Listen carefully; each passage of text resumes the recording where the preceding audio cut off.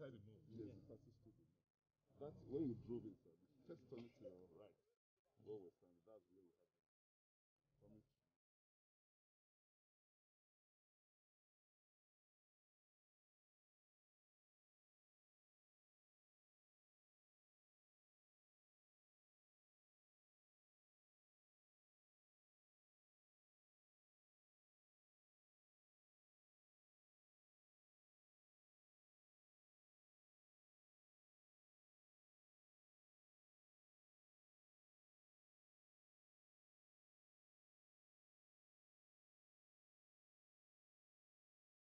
The major problem is Canal near Afia, you're talking the canal, yes. Near Afia, near Afia, They should use concrete from MTN to the river. It should be from MTN to the river, sir. We don't want to do half job for us, sir. This is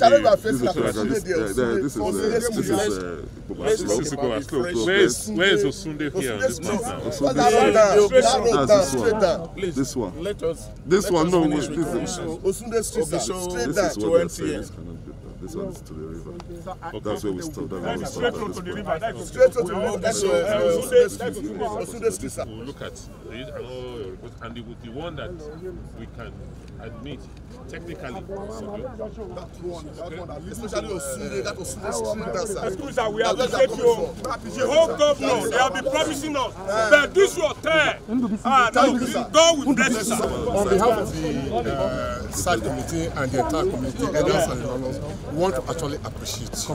You have proven to us that you are actually a weak and sick. We want to thank you because we cannot sleep with our two eyes closed. Before this, the soul was being described as a swampy area. But you're coming in and your tenure has actually done a wonderful thing. So say we are grateful, sir. We are actually grateful. But on the whole, we are still begging that the adjoining lanes, there are some adjoining lanes because we are from Ogiso. I saw that those areas are actually enjoying the environment. So they can't church. Please, we are begging that these adjoining lanes will slow down the other side to Buslesi. There are some of the adjoining lanes that can take the flood away. We are appealing. We want to thank you, sir. You are so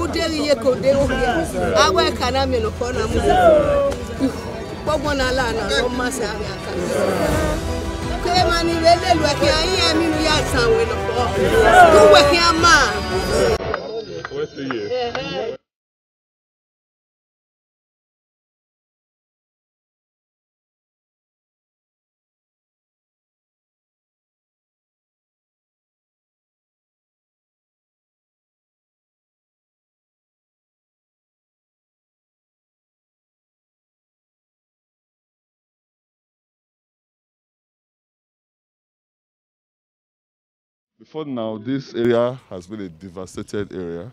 There are roads that were not accessible for about 3 decades, and we are opening those roads up. And apart from that, the storm water that was engulfing this whole area spanned from towards the college and the eastern side of Todi Secular. So what we've been able to do now is to capture all the storm water that used to stray here. About 95% of the water has now been captured on the ground and properly controlled. So people within this area can now sleep very well with their eyes closed. Today it rained. There was a storm this morning. And coming here, you don't see any evidence, or very little evidence of the storm, because before now, I mean, this place would have been impassable with that little storm you had this morning. So for us, it's about recovering communities, rebuilding our communities, rebuilding lives within those communities. Because if you imagine the span of this drainage system, it covers over 50 hectares of land and properties, which we have now enhanced their values.